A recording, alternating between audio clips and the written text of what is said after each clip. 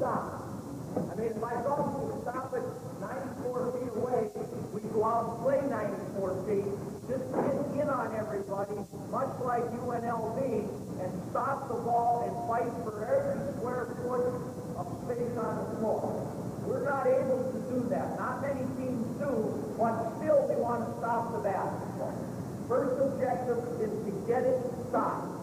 Simply not let it penetrate. Doesn't matter whether you're zone, man-to-man, switches, traps, whatever, full court type pressure. If you can stop the basketball a reasonable distance from the rim, you're going to be very successful. The second and last objective we have is to get the basketball. I want these guys to understand what we're trying to do as a team. Stop the ball and get the ball. If it's on the floor, we'd like to get it there. If it's off the rim, we'd like to get it there. If it's loose, anywhere, in the air, we'd like to get it. Now those are the two things we want to do.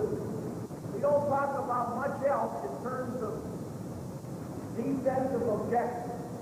Then we set our teaching approach to those particular objectives. We have about 7 principles, and that's what we're going to cover this morning. Those 7 principles. Before we even talk about the principles, we think, well, is there anything else these guys have to have that you aren't really going to teach, but they have to have in order to be good defensive players? And we're thinking about that, and I think you got to be able to anticipate. I mean, you can't be a reactor and play defense. You have to react on offense. It's kind of troublesome when you've got offensive players who do nothing but anticipate and throw passes to the slot and figure that guys are going to cut when they don't. But clearly, if you can get the attitude established that we want you to guess a little bit defensively, do some guesswork, I think you can be that much better. You can actually get the ball in the form of turnover. So we want to foster that attitude. And the second attitude we want to foster, or the second understanding that's necessary, is for us to toughness. Is toughness.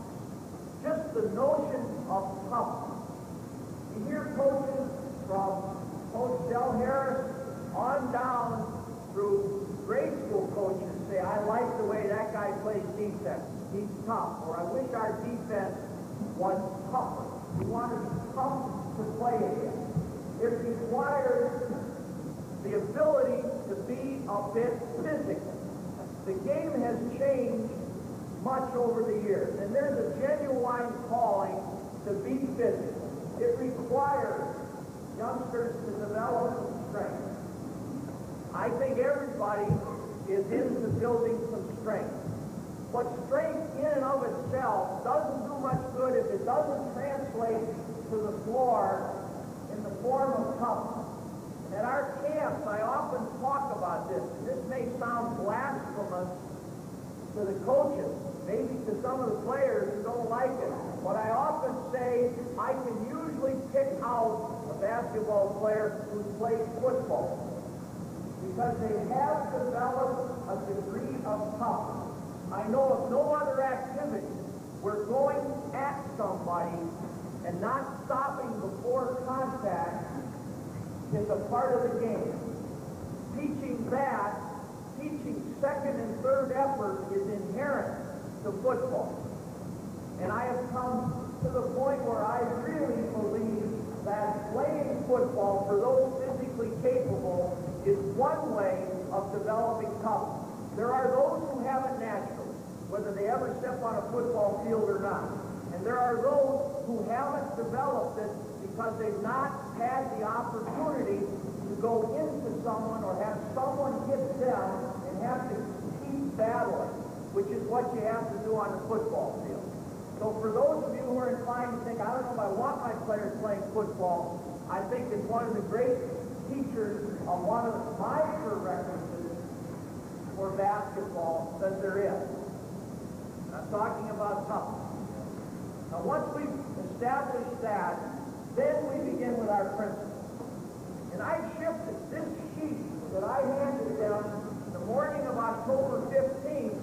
has already undergone one change.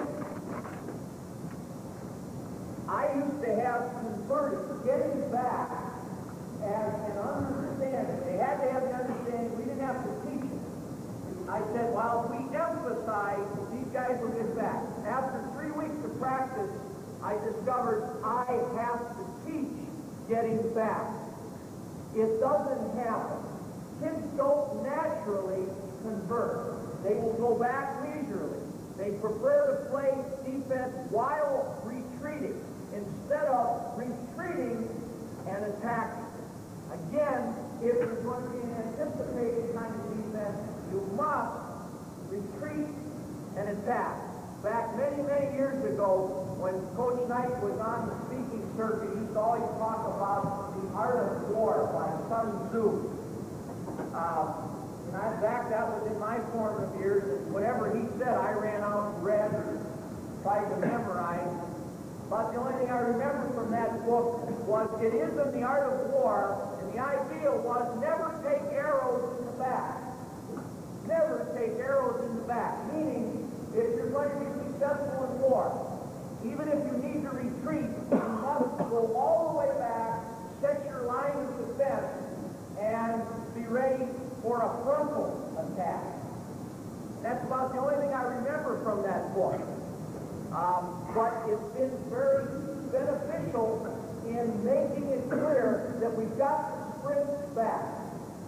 Now we're going to run some drills conversion, and I'm going to turn that over to my assistants now so that I can go over and get organized for the rest of it. But what I want to say about retreating is this. You must retreat to wherever you choose to pick up. If you can play a pressure defense after a miss or after a make, so be it.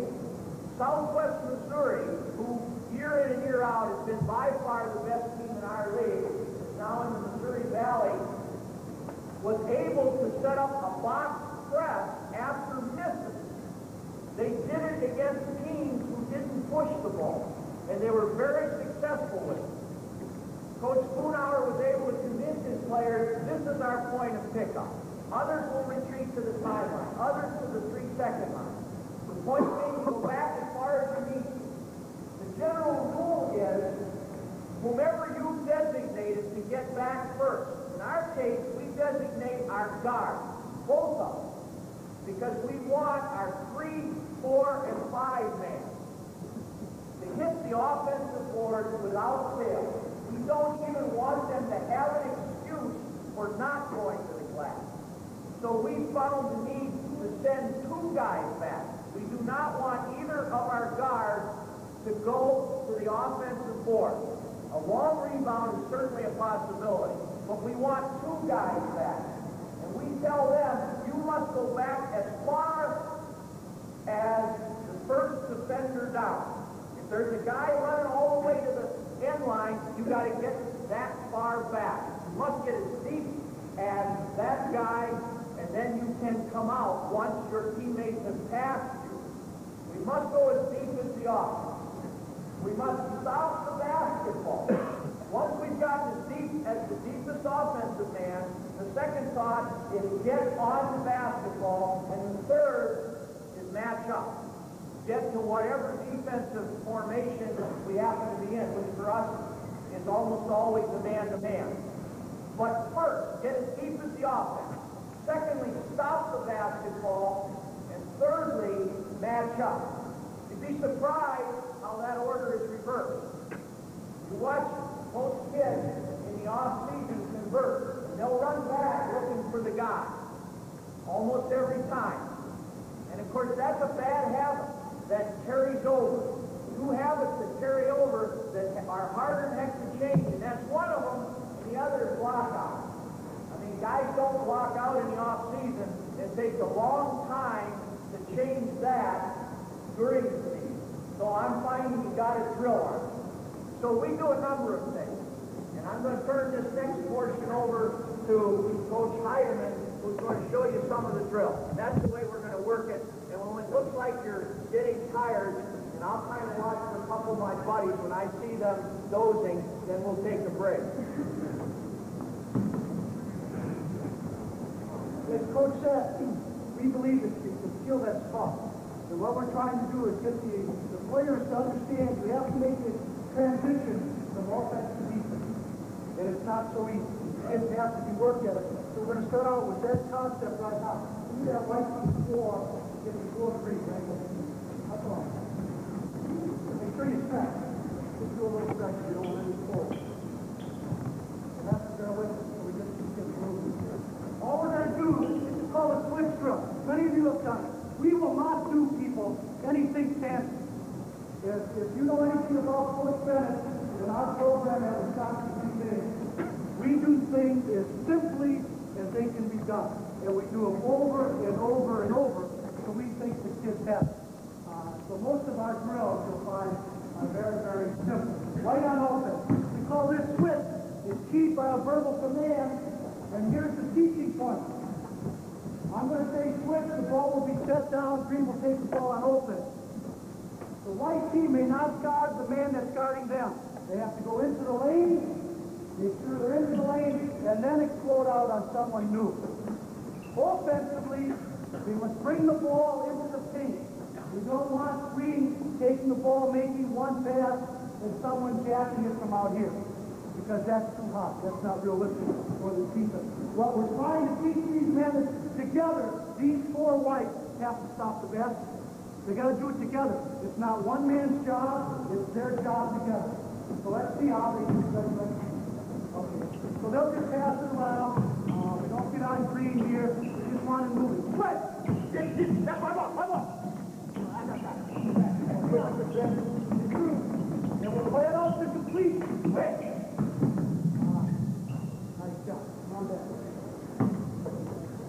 You'll notice who does the most talking. The most right off the bat. Most talking is Ben Johnson. He's our best defensive player. If you can get your kids to talk, it will help them a great deal on defense. If you can remember anything defensively from your clinic, get them to talk. And you're way ahead. Let's try this. Let's get them moving. Switch! You're all back. Stop it together. Good. And that's what we work on. Just the ability to not let that ball be brought to the basket and score. Let's try green. Green. Switch it. Right on. Green on.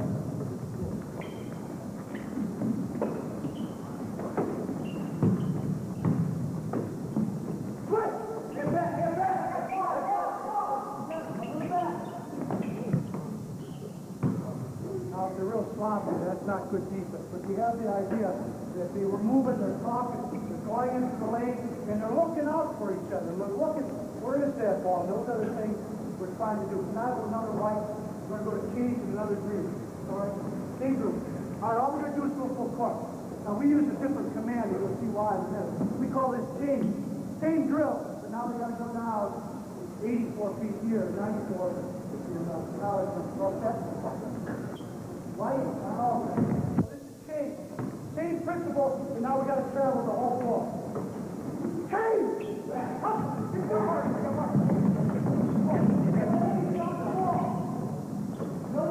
together.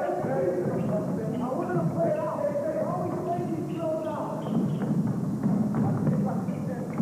Change! Back,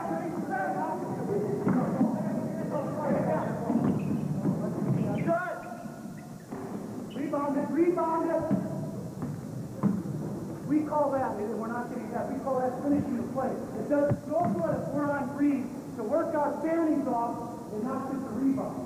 And then we'll get on these kids. Why work so hard if you're not going to finish and get the defensive rebound?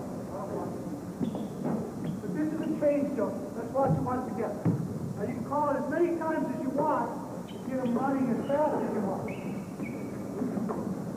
Change!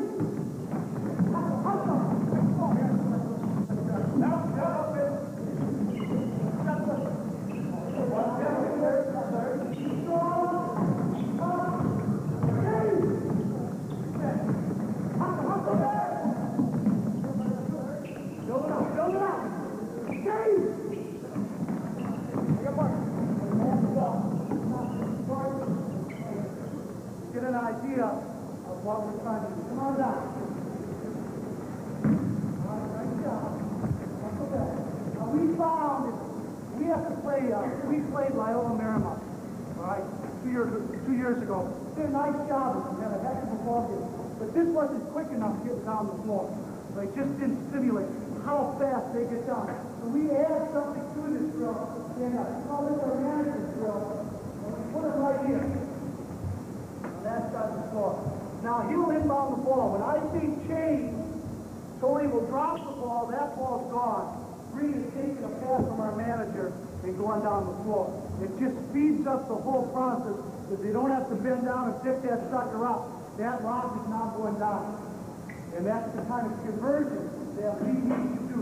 So it's our change drill, but we just add the manager. We think this is a very good drill for conversion. Go ahead. Change!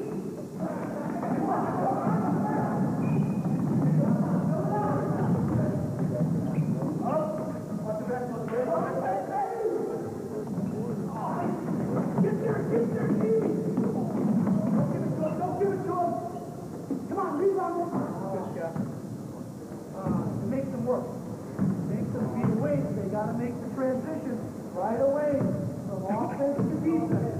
They have to be thinking, they have to be caught. Once again, we'll run. Nice down.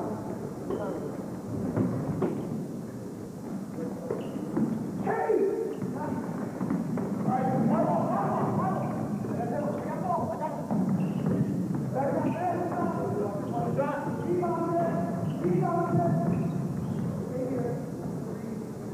They won't run. We're working on conversion, then we're just working on conversion. We're not determining things.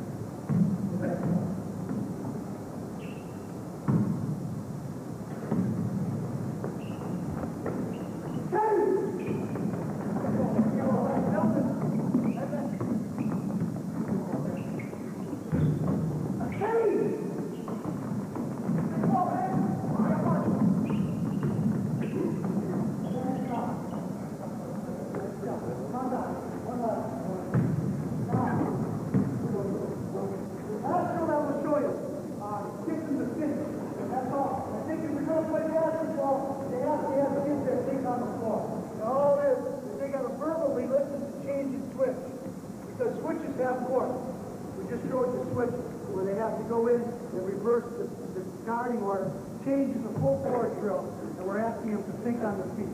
So a white drill the ball, and we'll call out one or the other, and we'll make sure we put it in. Here we go. Switch! Stop the ball! There we go!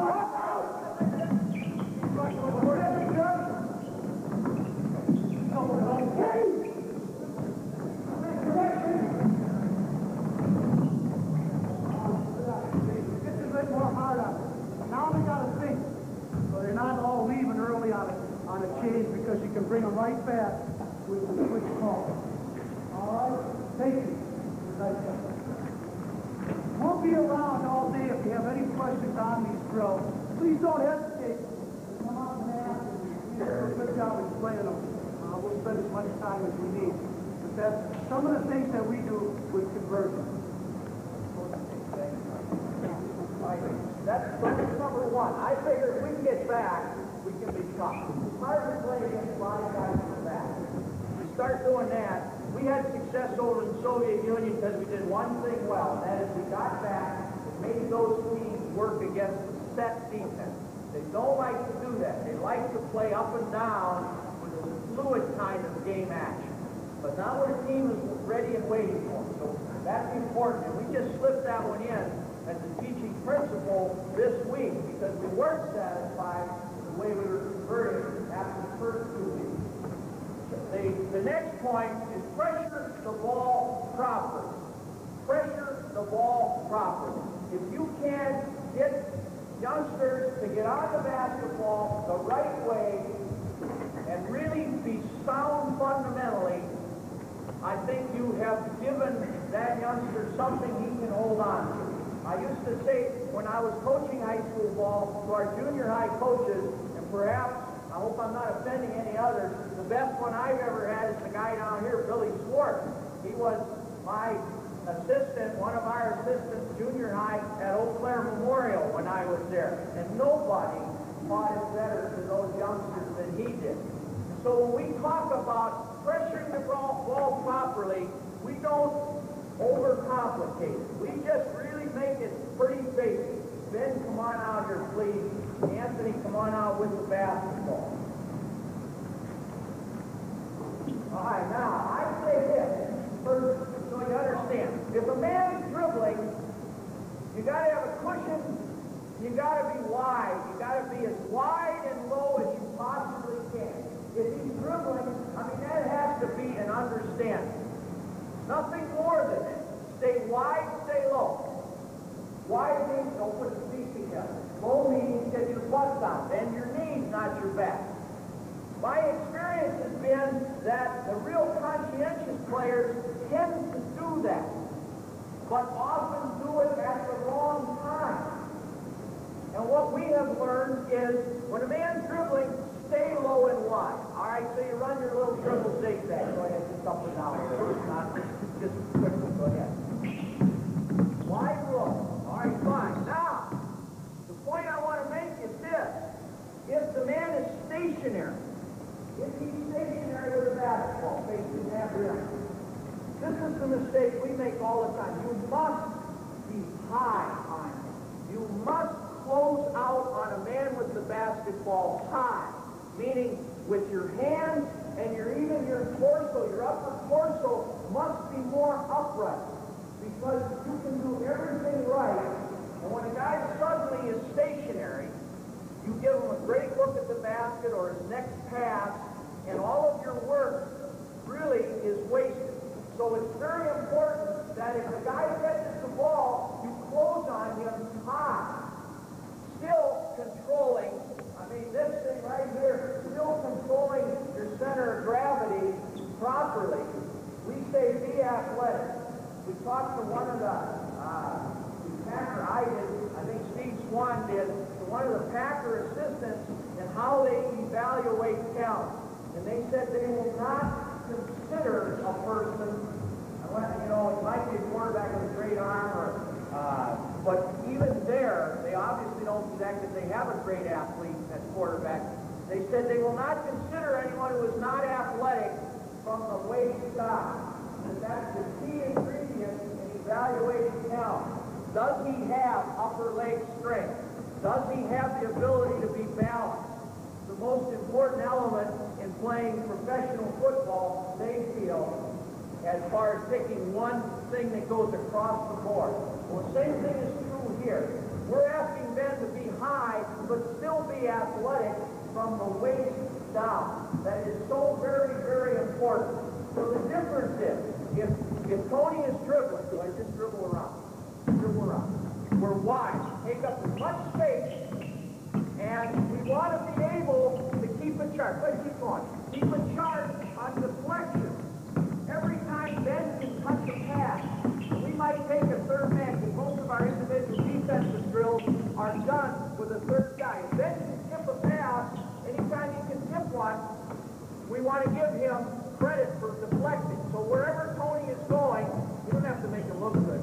Wherever Tony is going,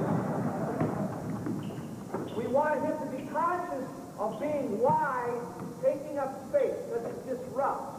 Especially if you're going to fight a reversal pass. Your ability to disrupt the pass back is important. But equally important is the ability to close out high. It does a number of things. It takes away the quick shot.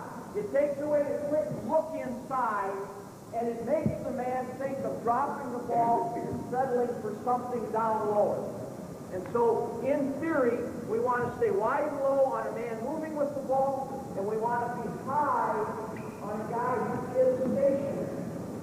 Now, there are all kinds of individual off-ball techniques that can come into play.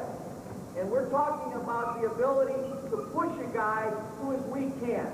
I brought a friend along who's been with us now for a month. His name is Boris Terek. Boris, why don't you stand up?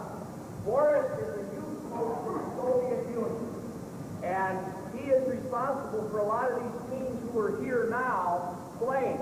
A number of his former players will be on TV tonight against Duke. We played against some of those guys. He is constantly, you can sit down now, Boris, don't be a camera.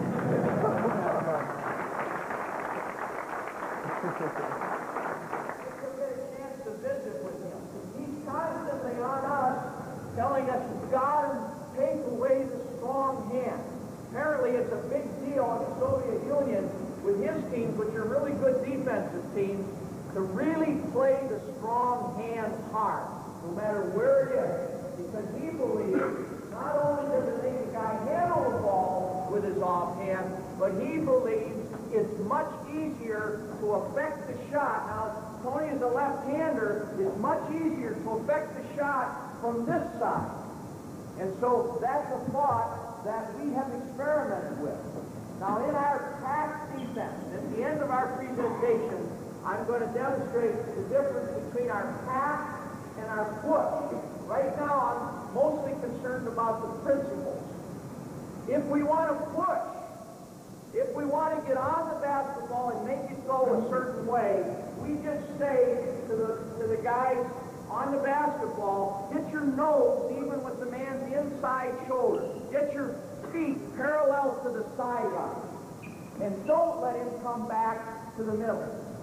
With a push stance, a steer stance, you're probably going to need a bit more of a cushion.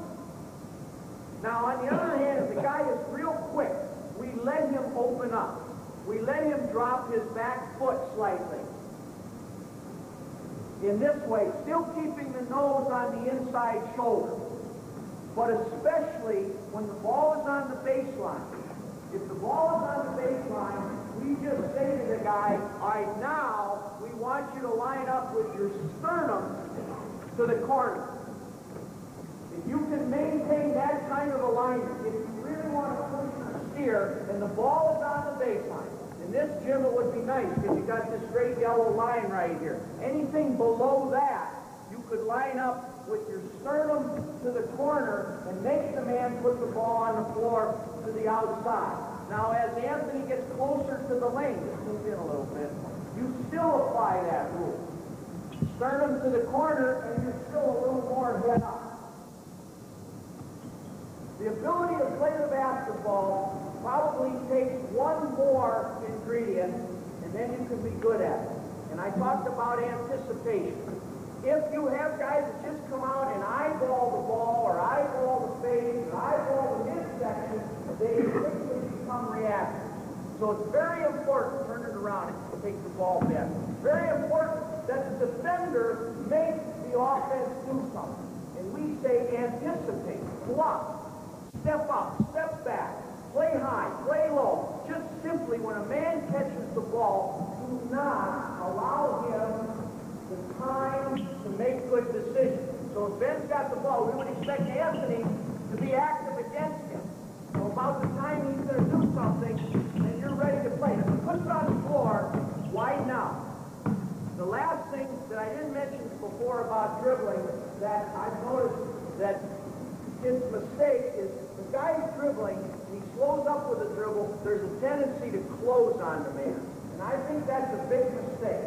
Most good ball handlers do not pick up their dribble. They will keep it alive, and they want you to close on it. So we emphasize when a man slows up, change your pace, change your direction, behind the back, if anything, widen your cushion. Get a bigger cushion and drop lower and wider because he's setting you up for a move.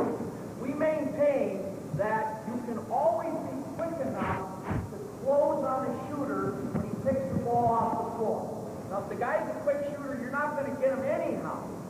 So the point being, you must spread out when a man is dribbling. And when he slows up a little bit, you must widen that gap because he's going to try to go on you anyhow. All right, that's the theory that I want to leave you with right now. We've got some drills, hopefully, to reinforce some things.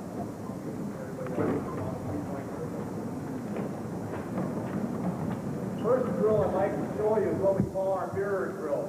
You guys just match up around the three-point circle. We'll have whites on offense.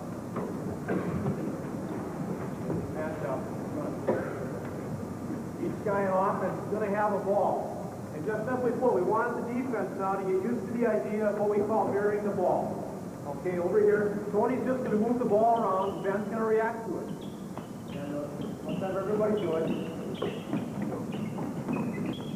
We want the offense to be lying with the ball. We want the defense to basically trace it. Ball goes high, their hands go high. Okay, let's switch it around. We want to make sure that they emphasize they have a little bit of cushion when they do it. Make sure you're not too tight, fellas. We don't want them reaching in straight. We just want them bending their elbows, palms up, facing the ball, mirroring it wherever it goes. Okay. Next step to it then is we would allow them to add a dribble so that they get used to playing with their hands up, and then as soon as the man makes their dribble, they drop their hands and get used to the idea of sliding and keeping the hands full. So now fellas, we'll add one dribble on the call. Okay, on the call we'll add one dribble to the right. Dribbling to the right. Okay, go. Okay. So again, switch it around. Good question. This time let me go on to our left. One to the left. Okay, go. Okay. Basic part of pressure. We just want to make sure that they're always keeping vision of the ball with their hands, tracing it, and making things difficult, not letting the offensive man ever feel like things can be comfortable in terms of making a pass or making a quick movement. They're always covered. The next thing, fellas, 2 lines, partner up for full court zigzag. Next thing we want to get across to them is they'll partner up with somebody of comparable abilities, and it's just going to be simple zigzag. Going down the floor, the point we want to emphasize is we want them to turn their man. We want them to beat them to the spot. We want to make them turn their man and change direction. Okay, fellas, hold on.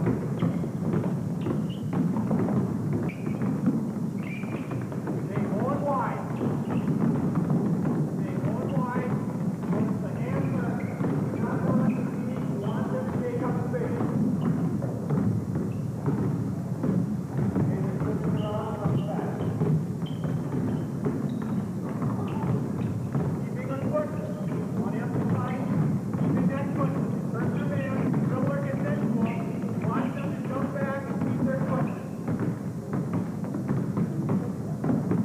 Okay, let's go back one more time. Switch it around again. Getting them to a spot.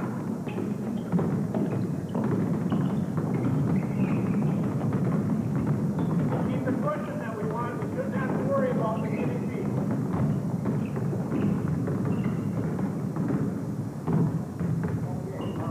Next thing, big man to be down here. Let's have the smaller guys down here. Next thing we'll do is we'll move it from half court work. And with our big men, we're gonna have what we call driving line. With our big men, we want them to start out at the 3-point line, and hopefully they're never gonna have to pick up out at the timeline.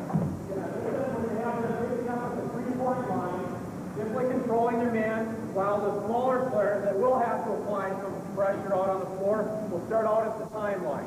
Let's stand up on the right over here, fellas. Okay, go ahead. Go ahead. They're going to play it all the way up to a finish. We want them through these drills to get an idea of what their own abilities are. What kind of cushion they have to allow. Working on their technique. What we don't want to allow are any straight line drives.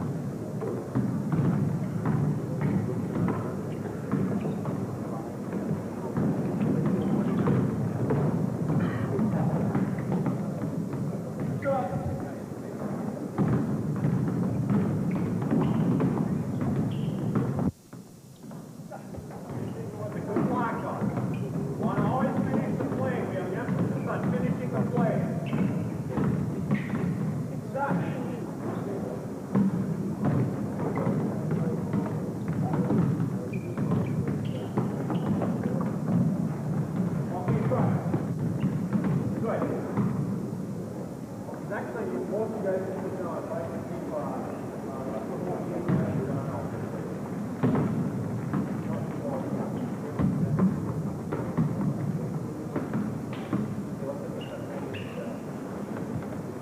Next thing we're going to work on is what we call our jump to the ball drill. Okay? And the ball's going to start out in the offensive man's hand. And Tony's going to apply all the principles we've talked about. We want to have good pressure on the ball. But now we want to take it one step further. We want to introduce the concept of what happens when he gives up the ball. Now in this drill, Ben is going to have any options he wants. Ben can shoot the ball right away if he doesn't think he's being pressured. He can use his dribble, take it to the basket if he thinks that he's got a lane, or he can pass to one of the two wings, which is going to, and we want Tony, the emphasis there, if the ball is passed, we want Tony jumping to the ball, jumping to the line. Okay? So that's the drill. It's going to be live between Tony and Ben, one-on-one.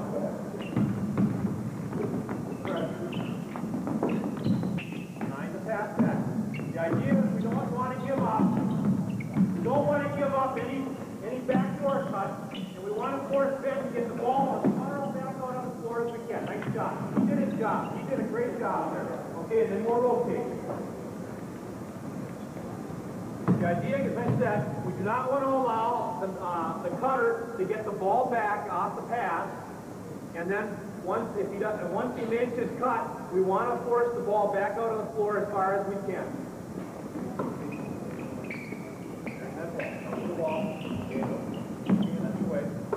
Forcing it out as far as we can, preferably beyond the three-point line.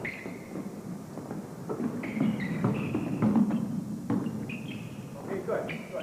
And then if we feel like the defensive man has done an adequate job, obviously we want the offensive man to think score. But if we think he's done an adequate job, then we'll reward the defense and then hand the drill for him. Those are the basic defensive drills that we use for pressuring the ball.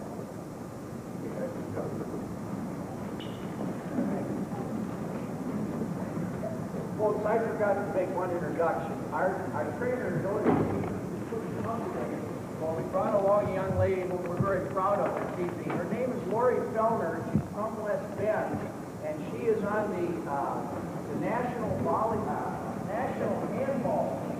It's a very excellent chance of making the Olympic team this coming, when are the trials? In October. She's perhaps one of the top 2 or 3 players on that national team, so very likely to be on our Olympic team. She's our trainer. So, Lori, I just wanted you to stand up so that Coach Young knew something good didn't come out of West Bend.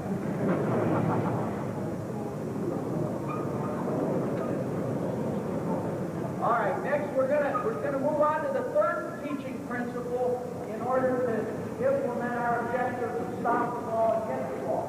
And the third one is, I think, the toughest to teach. And it's one perhaps that we spend the most time on. And that is working to keep vision on a man without the ball in a ball-you-man position. The ability to maintain that position with a good stance and footwork is the kind of the key to everything.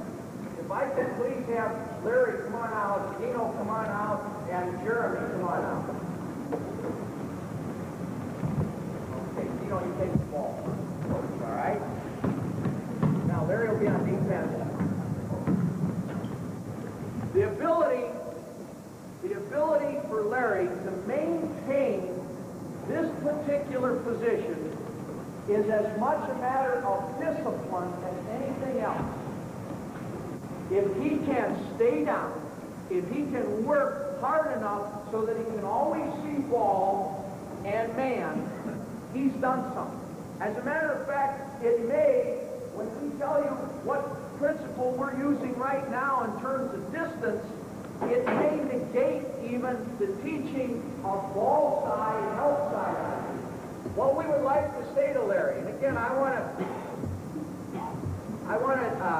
thank or credit our Soviet friend Boris after watching us for a week and watching me struggle with distance.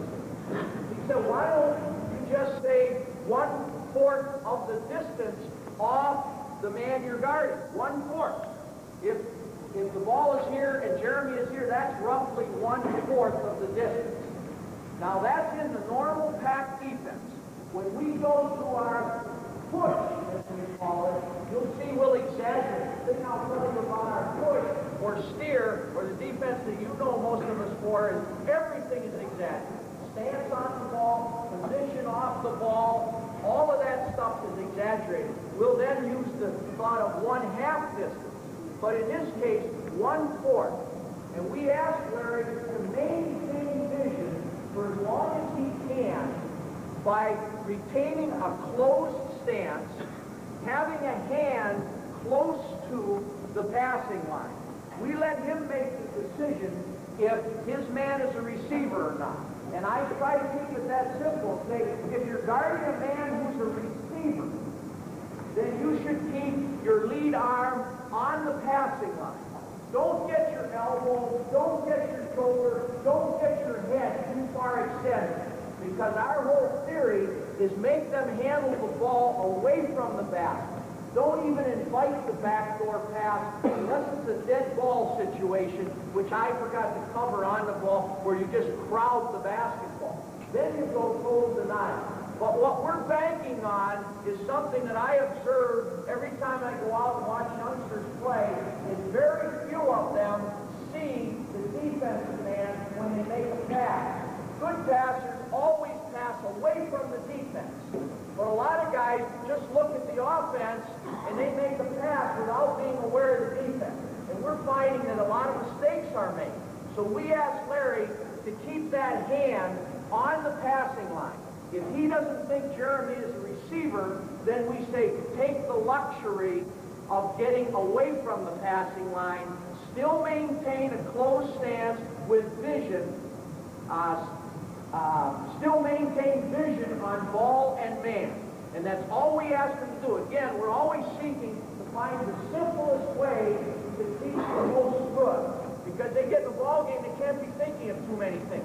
So it's your job, Larry, to maintain that quarter distance principle, vision, tickle the passing line, or if Jeremy's away from it, you don't have to be on the passing line. Low, wide, take up space. Okay, go ahead, just a little bit that way.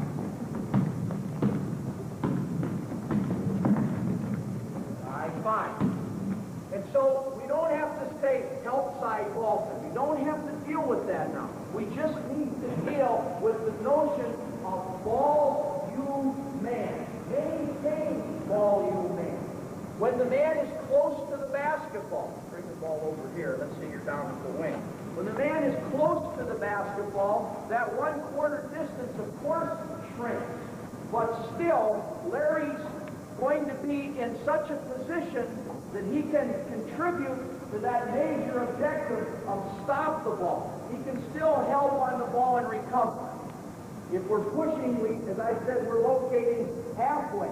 But we're really staying with this 1/4 theory, and we want that hand tickling that line. We really want to emphasize, keep that hand on the line, because the passer doesn't always see it. And he's still 1/4 distance. Now, you say, what about, no, I'm sorry, I'm getting ahead of myself. I think I want to stop there because I want to keep it that simple, because right now, that covers every principle in playing off the ball. If Jeremy were to make a cut, let's say that you go on the weak side again.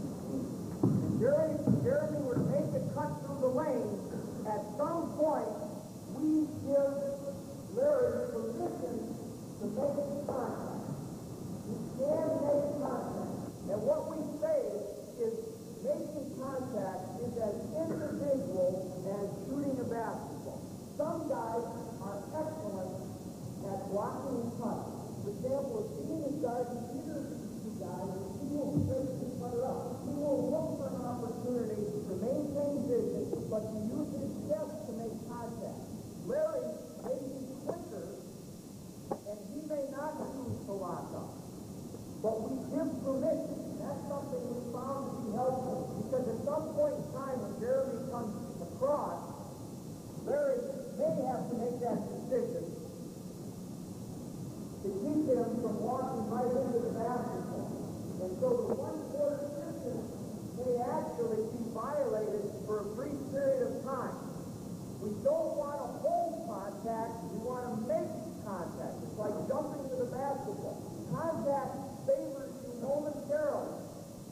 got to get off the contact. So make a couple of cuts through there. All right, fine. Now, Larry, 9 times out of 10, will play it exactly like Anthony did on the jump to the ball against Ben. He will try to beat the guy to the spot and lead him, because he will try to use his quickness rather than his strength. On the other hand, turn it around, Dean, from the guard, either Jeremy or Larry. Dean, as you'll see, has a different technique, and it works well for him. Now, the big thing is you got to keep them from grabbing. That's a very natural tendency. You got to make them work with their feet and not their hands on you. And then bounce off and get that ball, man position. The important thing comes in the drill. The technique on this is easy. The drilling is what's hard, and that's why I've got my assistants doing all the teaching. I'm great on the theory. They're better on the teaching. Come on, coach. Show them how we do this. As Coach said, what you have to tell your players, and we try to tell it like this, you cannot rest on defense. If in this situation, Dean was saying, I'm going to grab a breath here, I'm going to stand myself up, then his vision is done. And when we found out, people, when you lose vision, your defense starts to fall apart. Because now you hate and you do all kinds of bad things. So we make it a point, and we do this drill every night with our kids. Because we think it's so important that Dean understands he has to keep vision and he has to work for 30 seconds. Or whatever, however long we have them in the drill, then that's hard. And we have a real hard time getting our players to keep themselves motivated for that 30 seconds or whatever. They want to run, and they can't do it. So what goes in come on out here, Tommy? Come on out here, team. Scott, come on out here. We'll just, whatever we'll have. We're going to start with 1-on-1 and go to 2-on-2. So we'll have these guys go off behind. Where's Tommy? Tommy takes the ball. Being you're on defense, I want you to keep it. He's going to work, and you're going to watch him. And you can't let him screw up. Now, one teaching point that I want to emphasize, when we do enter the ball, we want to enter the stand. So we're going to have him close, and now the drill's open. And we'll continue that through all of the drills when we get more people on the floor that will enter it and we'll say, get to the great stance, and then freeze. Then you know as a coach, he's in the right place. Don't let him walk away from where you want him, and then the drill's over itself. So that works. Now, we'll let him go anywhere on the floor, but Dean's got to work. He's got to keep himself down. He's got to hustle. It's not an easy drill. If there's a mistake, we'll try and correct it. Keep moving. All right? All right. Good hit. Good hit. He had vision. I mean, at least he saw where that sucker was coming, and he had his hand out. Now this looks like Larry here on defense. He's not all we're doing is adding more options. Now we'll let him use the floor again. Go ahead. You don't want to get it. Go ahead. We can have threes, but that's getting to happen. If they have to talk, move, get down, Larry. Larry has a tendency to stand up. You got to keep him down. All right, now. Roll up. Just get the ball, please. He's pretty good position. Get down. Come on. Larry's not there. We might say, Larry, maybe a step more, maybe a step up here. The 1/4 is real important to us. But we'll talk to these kids and we'll say, hey, that's pretty good. You know where you are? With their hand, raise their hand up there. Is it on the line? And now they're done with the drill. But I do think you have to take time in this very simple drill and keep it. You just don't get them out there and let them go. You have to explain what you're doing. And then talk. That's what 3-on-2. All we're doing is trying to make it work game-like. Now we got more of the body. Scott, you'll be on defense. Eric, you're on offense. So I have my defense right now. Dean, Scott, and Larry. Go. Come on. Tommy, move the ball. Keep your business. Line. Quickly, quickly. Get there, get there. Now, you'll notice that of course we'll get into this. We tell our kids not to extend. We say, don't go spread the floor defensively. For our big kids, they feel real uncomfortable if they get out of your 22 feet. And they're smart enough that if we get in here, that's fine for them.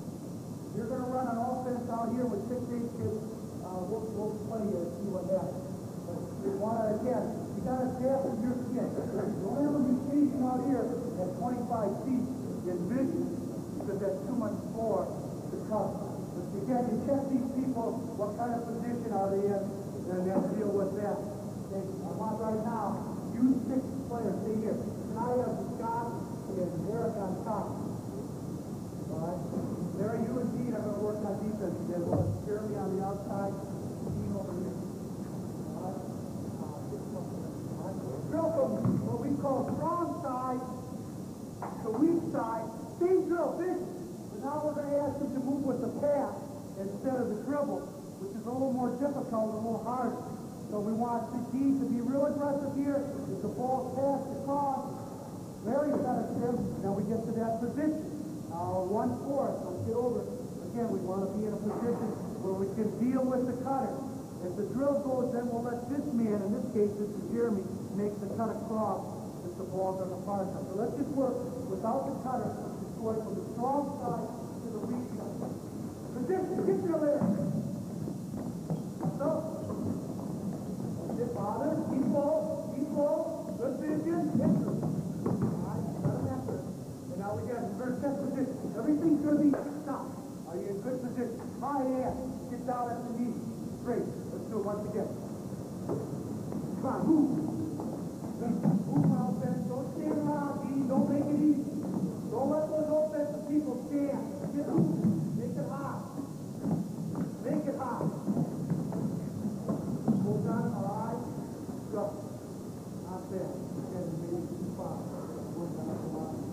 In our pass, we want Larry to do a better job of stopping the ball. So Dean can get over here and get in the situation to rebound and throw his body. Who's there? The only thing we're going to add now is they cut across. So if he gets it, we want you to come to the ball. We're just making you throw one more step, one more progression. Keep down. Come on, you're working hard. Finish on. So let's get Larry. Made a mistake. All right, now he's got to go again. Good effort. Screw it up. Come here, you. Let's go.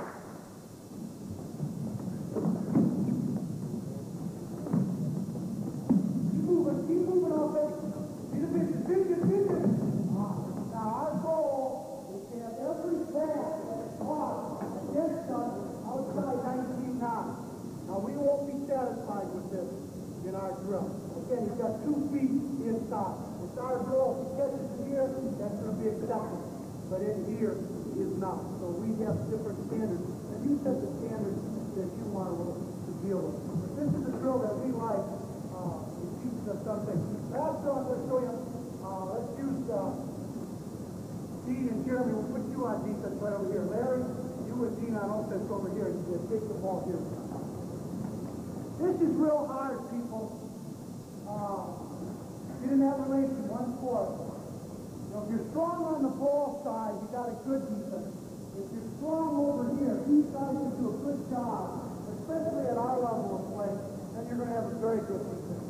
And what we want to do is sometimes with our kids, they get so caught up on this side of the floor, the weak side, with watching their men that they forget what we want to do. We want to stop the ball at the basketball team. And that's all. And all I want them to do is really work. If you let the offense work on the half court, you can move on vision.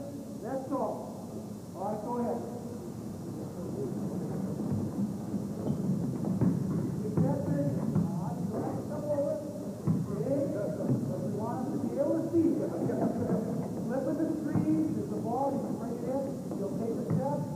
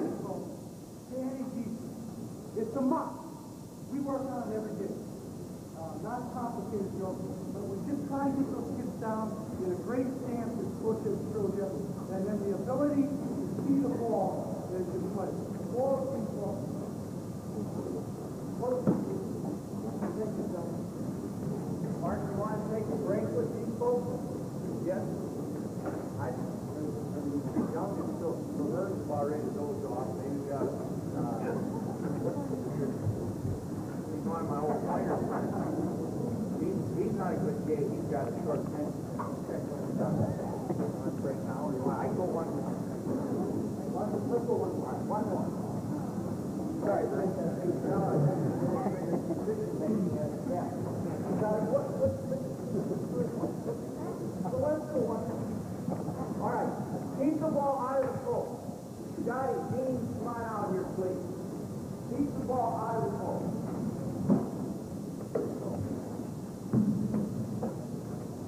Now again, here's all the principles that we think are common to most defenses. And if I thought about one thing the last couple of years, it's this. How do you keep the ball out of the post? It's important. How do you do it? Well, first of all, we've already established the need to be able to have precision on ball and man. You say, what about front? Well, let's just wait now. What I'm going to say to Dean is, and he's very good at it, stay on the lane side as long as you possibly can. Do not go to the baseline side. Now, if we go to our push, that's a different story. But I'm saving that for the end, because I want you to see that when we go to our push, we beat that defense as a whole. Stay on the lane side. The only time you may step across the front is the ball is below you. If the postman is medium or high, he's not a postman. If he's low, he's a postman. If the ball is on the side. And so Dean must stay on the lane side. I don't want him to try to scramble to get to the baseline side. If he does anything, he's going to fight on that lane side. He's going to fight on that lane, fight on that lane. Here's the ball. He's still on the lane. He's still on the lane side. Now he's starting to wrap around, which is the term a lot of people use. He's still on the lane. He's still on the lane.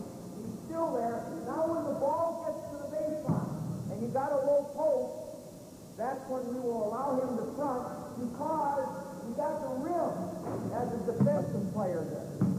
And so it's not easy to lock. But I don't want him fronting when the ball is here.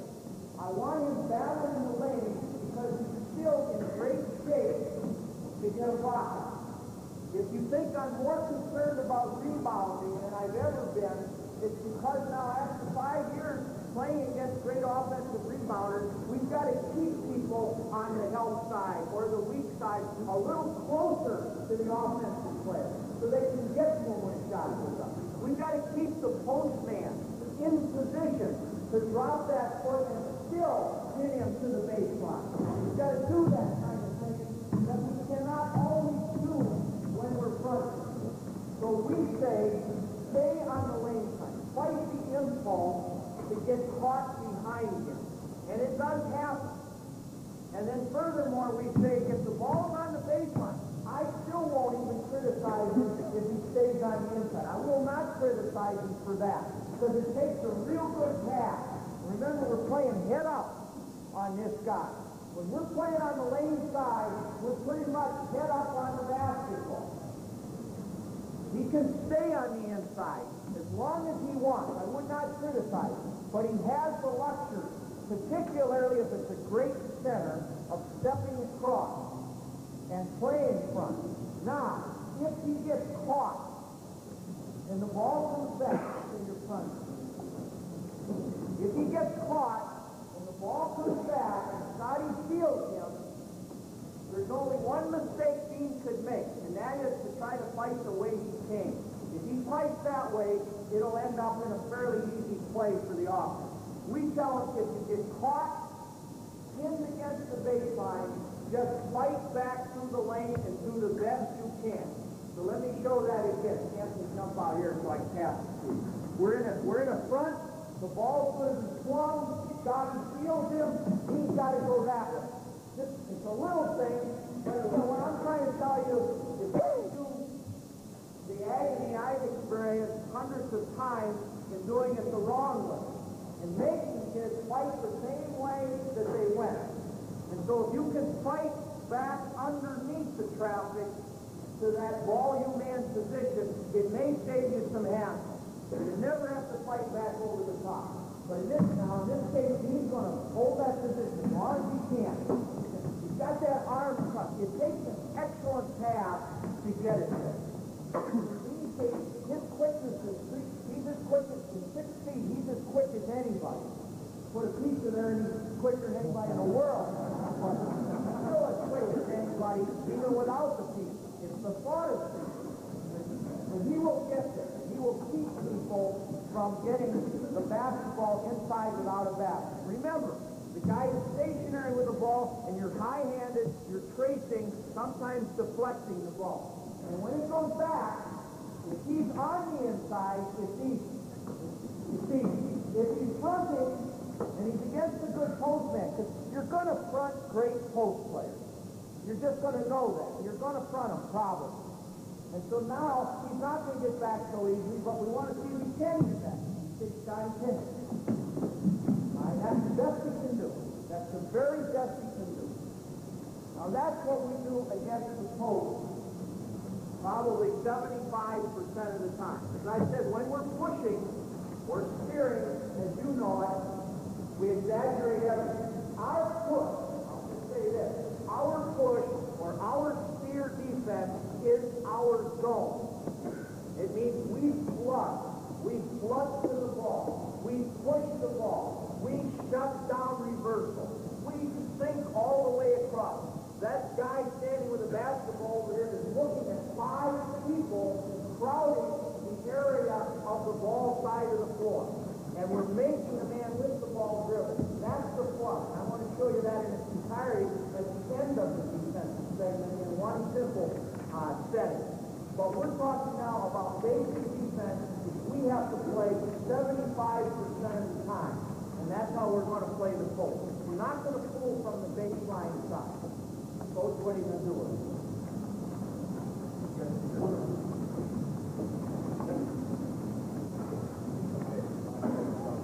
First basic drill we're going to do is Tony will be down on the wing here, and then we'll be up here. We're going to give our defensive post man a chance to get a feel for how he's going to have to play the post. So we're just going to slowly work the ball back and forth. Okay, go ahead. Want to get used to being off of his man, not locking up on his hip. You don't want him up on his hip, but the ball moves back and forth. It gives him a chance to get a feel for how he's going to have to make his movements on the ball. And then first reverse. Got it. Big vision.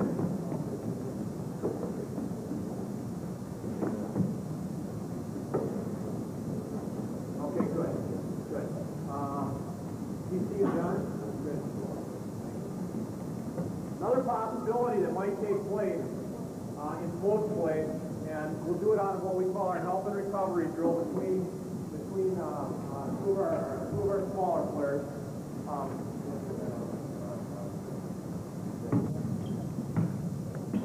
Not always going to be post players that end up in the post.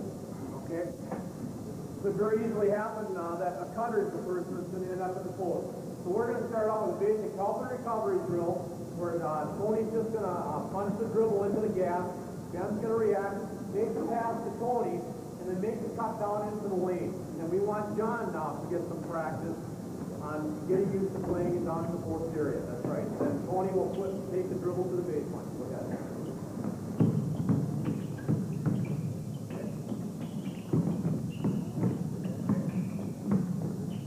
Okay, good. John, we don't want to take the baseline. Okay. And then we'll go again. Go again.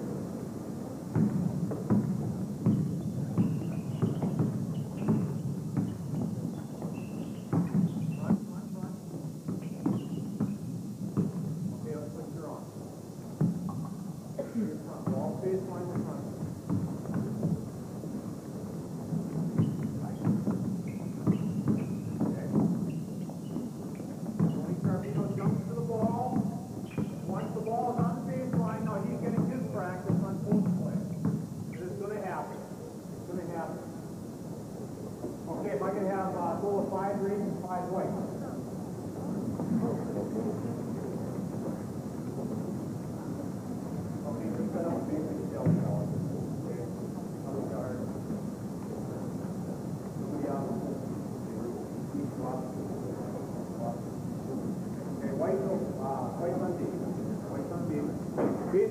post drill, okay? We're going to allow the offensive postman, nobody else is going to move. We're going to allow the offensive postman to move from block to block, okay? So the defensive man, the postman, is going to have to get used to positioning while the postman is moving. The ball's going to move around the horse. Hands behind your back, defense.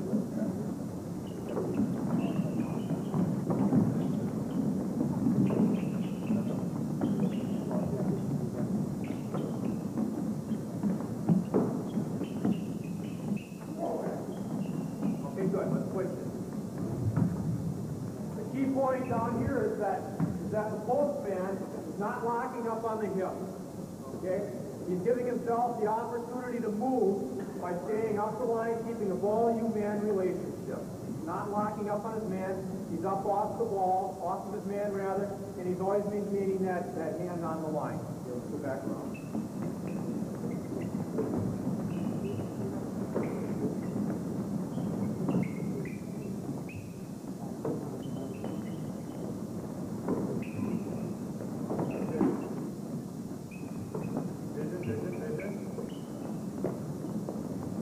Drill that shows the importance of vision.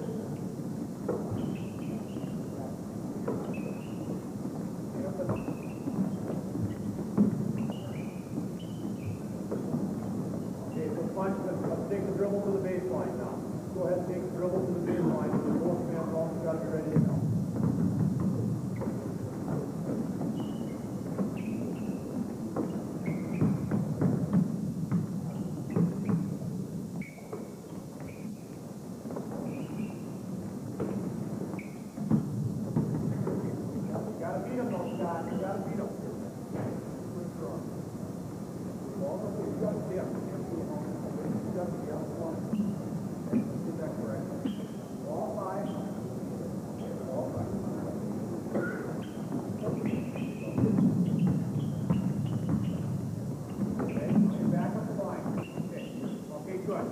Good. The last drill I want to show you is the other way of, let's finish this one in a form this color, okay? Let's do the form drill. We want the ball goes into the post. We're going to allow the ball to get into the post out of here. Now, we want to make sure that once the ball does go in, what happens? We want to dig it out. Okay, so the ball, we're going to allow the ball in, okay? And then we're going to ask our perimeter players to dig it out, and then we go live. Okay, let's take that one.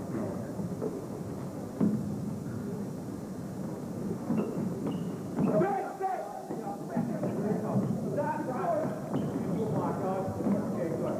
So one more time.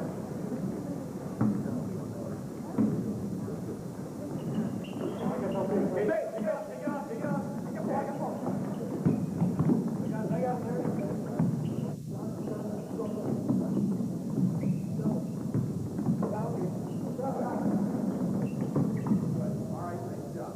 Okay, the last thing I want to show you out of that is, again, 5 and 5 throwers. Okay? We are fronting. Let's have forward up high. Get the ball over here on the wing. Okay? You're going to front. Larry, you're going to be fronting. We want to now call on our weak side help. The other way of keeping the ball in is if we're fronting, we have to have our weak side help ready. And we're going to be calling on our backside, take care of the lob. When the ball's in the air, we want our backside try to get the ball at its highest speed. We don't want to wait until the big man comes down with the ball too late. We want the backside help to be coming in and try to bat the ball away, grab it, whatever it takes. But we want our big man to know that he's got help on that backside. We want to be able to keep the ball up. We're fronting on this side. Go ahead and take the lob. Okay, let's go again.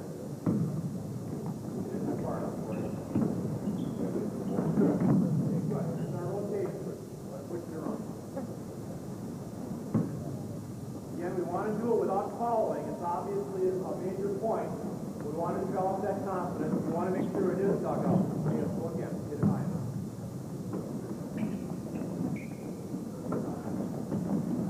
Okay, good. Nice job. Okay, those are just some basic ideas on fundamental post play and what does happen when the ball, if the ball does go in, or if we have to be fronting, what happens. Okay, coach.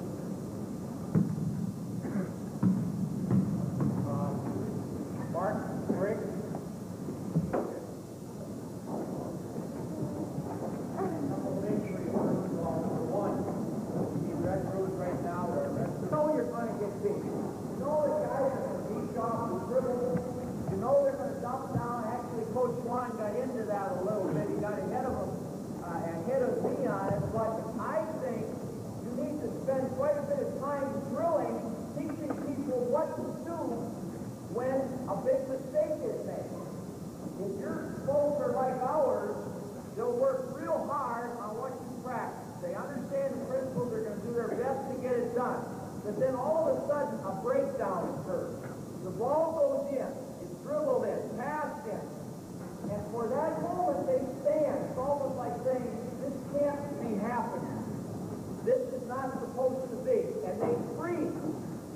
And I think we need to drill extensively on what happens when the ball is penetrated. Give me that white group, please, on defense. Give me 5 frees against it.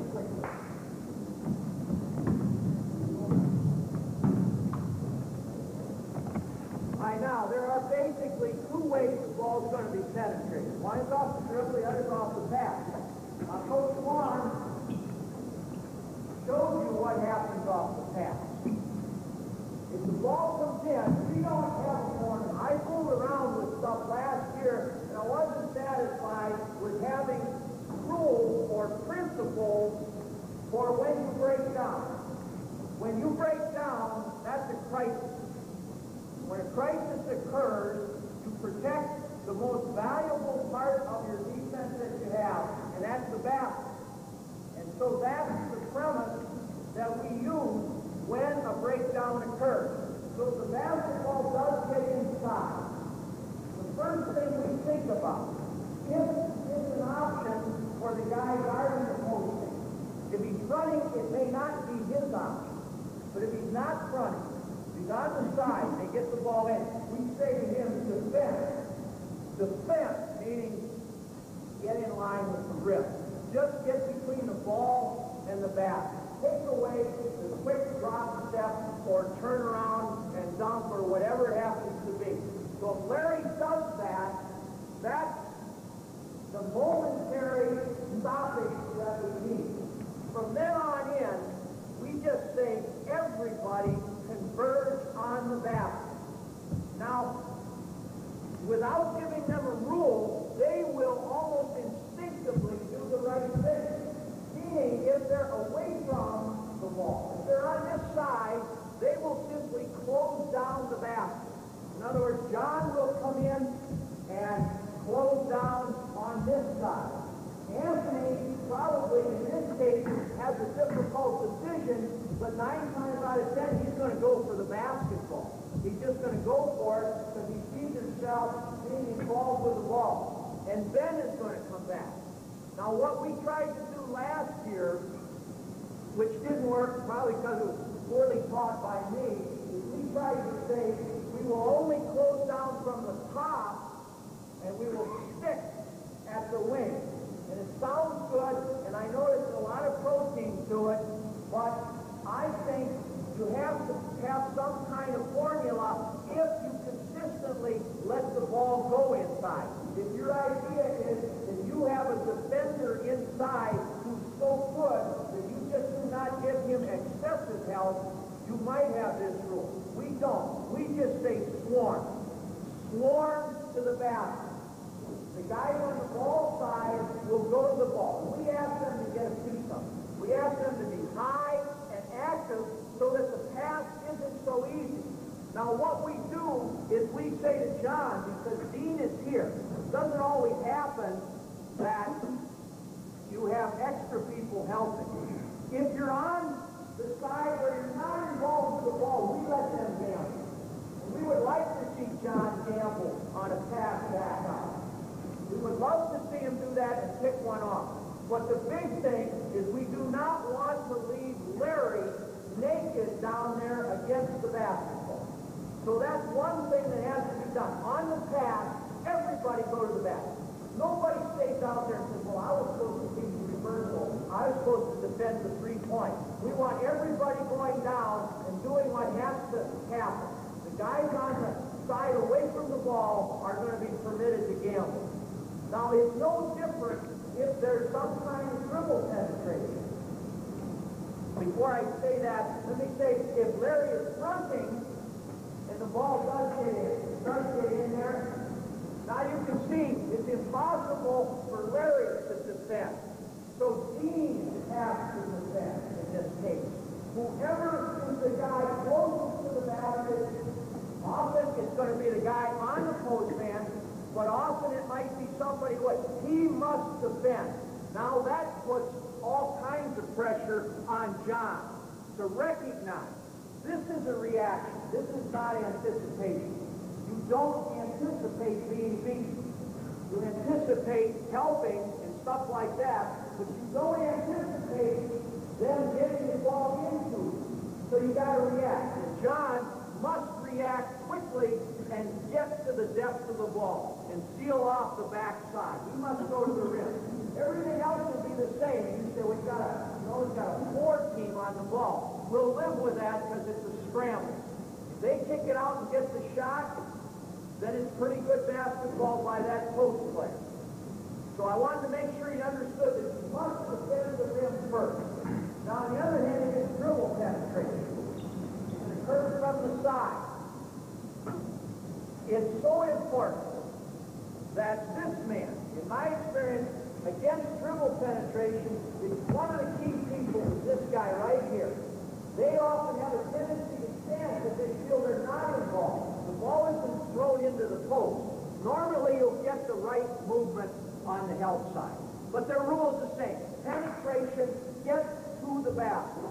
So John will go down there. Dean is coming across. We got that covered. But I feel the key person in this case is Anthony. He's got to come down the lane because so often they'll try to throw the ball into the lane. And he's the guy that's going to walk in for a lot of passes. And he must come off the point or the top and come all the way down in there. So those are the situations. Those are the two situations that absolutely must be defended. Now, of course, you've got great dribble penetration from out top, which often happens. We say, if they've got great dribble penetration out top, let's provide almost all of our help from the outside position, not from the inside position. I think it's a mistake if you get these back guys thinking of stopping dribble penetration. So if Mark does get in here, you get Dean coming up, this is a problem. We don't want him helping or Larry helping in this instance. We want the help to come from the perimeter people. They're going to have to, hopefully it won't happen, because they'll be feeling the gap, will be real tough on the basketball. But it does happen. And when it does, John and Ben, let's see, Mark gets in there, John and Ben have to come in, and these guys have to seal off the basket. Of course, the pass is there. We know that. Again, this is an emergency. We want them to come in high. So often the kids come in low. It goes back to that point before. Anything you can do to get your kids to play high when the ball is kind of in a stationary position, or when you're going to stop or help, if you can take up space up here, I think you're going to get the deflection.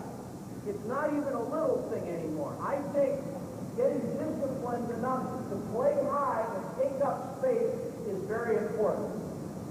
So everybody gets to the basket on ball penetration. That's the principle. We've had to put it in there because it's going to happen. If there are 75 possessions in a game, we're going to give up penetration probably 15 times, maybe 20. They're going to get the ball at us.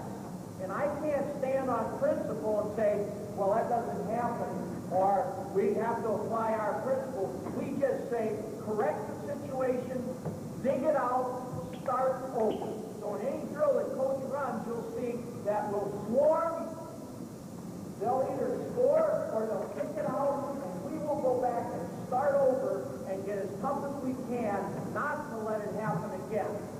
So Coach Hyman, I think you're up with your drills on this. Get a marvelous job, Coach. Let's run the drill. He did all the teaching. Now, again, as Coach said, now it's just a matter of watching the kids and make sure they understand what they have to do. It's a crisis. We go now, and it's hard to get these kids to play through. This is real hard. There's one thing that we're worried about. It's right now, this phase of our game, and we're really concentrating with our kids, trying them to get there to understand, play through. Get it out of there, build it back up to the forward. Let's do it with an extra step to the win. We'll dictate how we're going to get it in right now. Get down there, quick, quick. George, keep on it.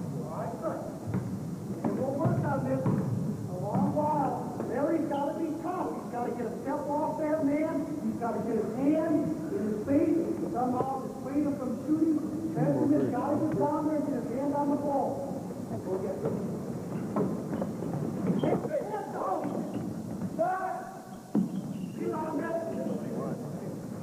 Now, you're going to say, well, what happens if this for us to be Anthony Bennett, a great shooter? Yeah, we will make some adjustments. If we're playing great shooter, we may say, John, you got to be careful when you go down. I think you have to be smart and know who you're playing when we try and do this. But if you do collapse right now, we're going to swarm on that ball with everybody. John, get your hand. Get it down. Hey, stop it. Get it. Fill it up. As Coach said, we're trying to get these guys, in particular our guards, to take a chance. To gamble on them return pass if they can. Now, we're going to put the ball in Dean's hands over on the left wing. We're going to penetrate with the dribble. Then we're going to swarm to see if they get down in there. Go ahead.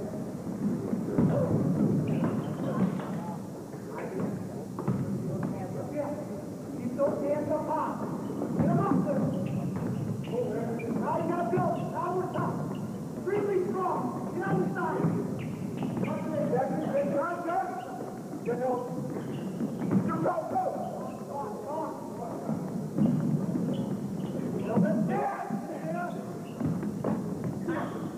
Down there, hands up. Beat him in. Keep working. Don't stretch. Hands up, John. Hands up. Nice job, Steve.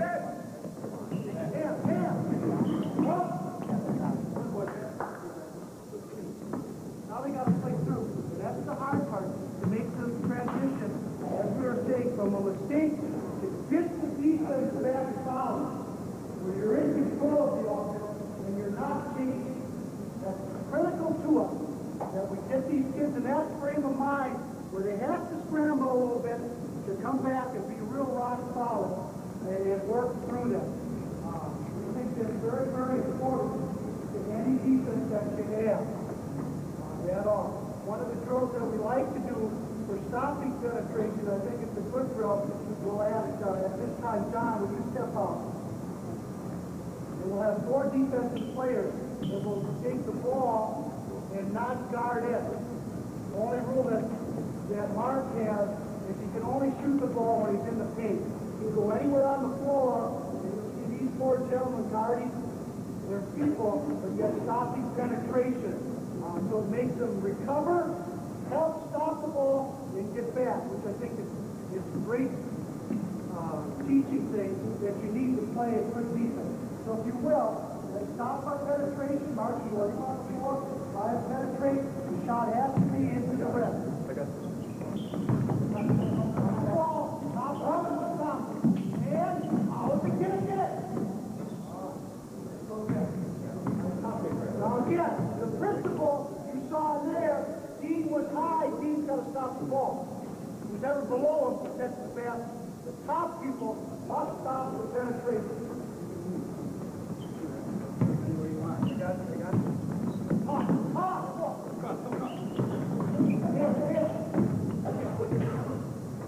If you can get a deflection, if you can get a hand on the ball, you are going to enhance your defense. Get those hands up, just get a piece of them. Get them up.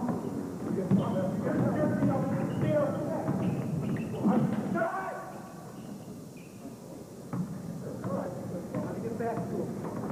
Hard drill.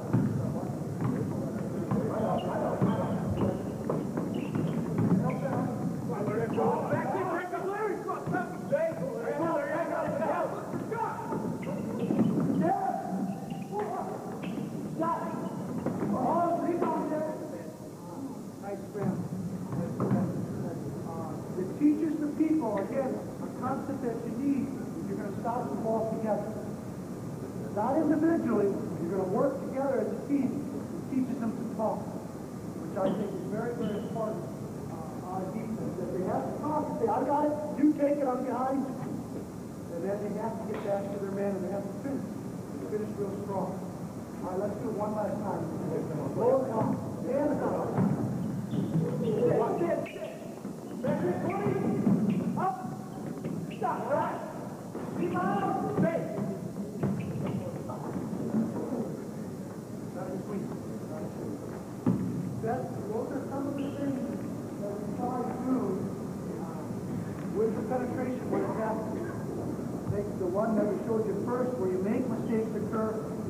on the floor, you can set it up and have it play through and then reset the offense. It's just a critical drill to the defense, any defense, because you are going to have mistakes. It's not going to be played perfectly. And the kids have to work through this. Those are the things that we're trying to do. Thank you. Important point, a question that came up, and I think we're continuing to do with it, about post people. I think you must make sure that your post players defensively realize that they are only post defenders when there's an offensive post. If there's no offensive post, or if the ball is not down the side, they're just defensive players. Anybody can be a defensive post player at any time. But you don't want your defensive post people thinking that's all I do, because you know what the next step will be. They'll just lay back in there and they won't guard anybody but the rim.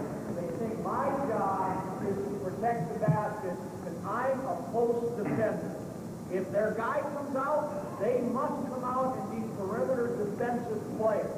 And I think that's an important point to emphasize with them and get on them when they're just laying back in there thinking their sole purpose in their basketball lives on defense is to protect everybody else. They have individual responsibility.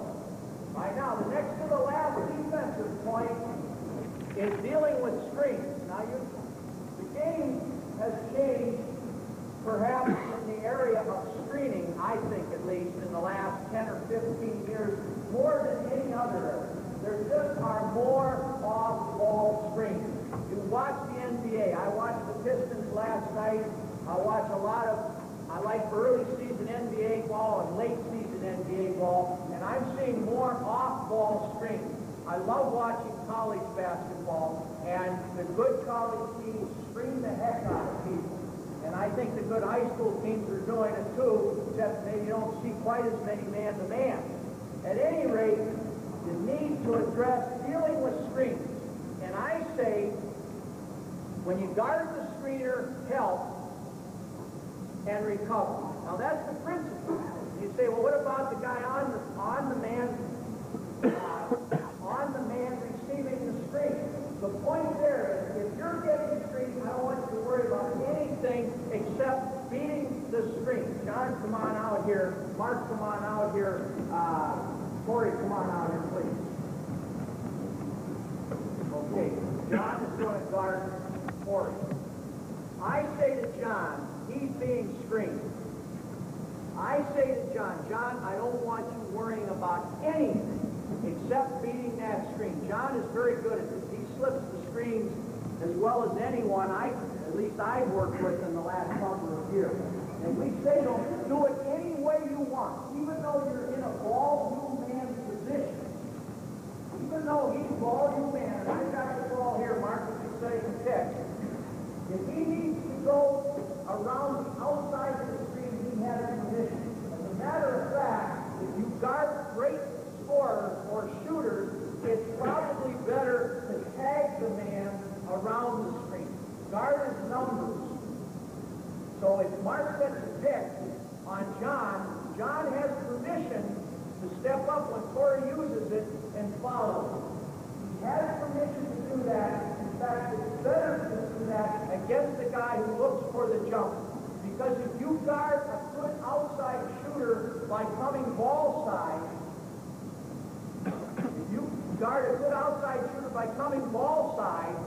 he's going to have that necessary push to shoot the ball. And so I am finding it's absolutely essential to guard shooters by chasing the man. We say guard his numbers, meaning if Mark goes down and sends the pick on John and Corey uses it, John just is going to see his numbers and get right on his numbers. Now he's not going to intercept the pass, but what he's going to do is get there at the right time to defend that shooter, perhaps make him put it on the floor. All right, so we say just beat the screen. Try to take all of the responsibility off John's shoulders. But we really put the responsibility responsibility. Ben, come on out. Dean, come on. Rhonda, come on out. He's an excellent helper defensively also. We put heavy-duty responsibility on anybody who guards a screener. If there's any amount of pressure put on anybody in the way we play, it's on people who guard screeners. That's where we find out their team attitude toward what we're doing, especially if we recognize that they're being screened a lot. And we say to Dean, it is your job never to let John be beaten at the basket. Never.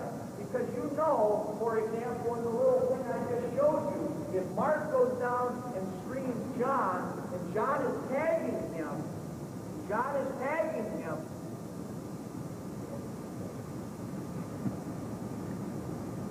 probably from time to time, Corey is going to curl. Well, if he chases around the screen, he can curl. Well, that's certainly going to happen, and that's why he has the responsibility of opening to the basket. Let's just walk through that again so we see every different situation. You'll get it in the drill. But I want Dean to recognize his role. This is the basketball. His role is always to guard the basket. Go ahead. Screen down. Okay. He's going to warn him. Okay. Give him a back. Stay out here, Corey. Stay out here. Stay out here. Now give him a back screen, Mark. Okay. Okay. Go ahead. All right. Fine. Okay. Give him some kind of weak side. Go that way, Corey. Cross screen. Mark, cross screen. Okay, that's fine. Come over here, Mark, this way. Corey, slide down. Go across. All right, you don't react now. Okay, that's it, right there. Okay. See, I want John to know, no matter what happens, he's covered.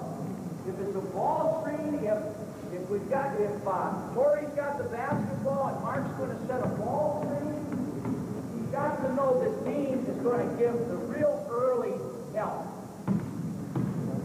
Now, the principle is sound and it's simple. It's not hard to get people to understand it. If you guard the screener, you must cover the basket.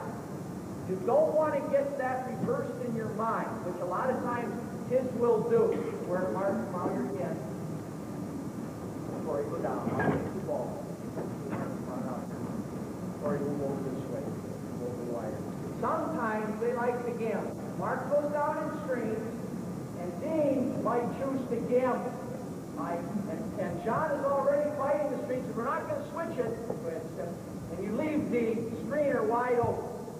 That happens. Once that rule, that principle is implemented, if you guard a screener, you must cover the basket without fail. And then the last part of it is to cover as quickly as you can. I will just walk through that again. I've got the ball. You keep screening, Mark. Go ahead.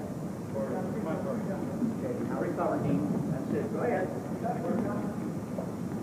Okay, fine. Okay, screen.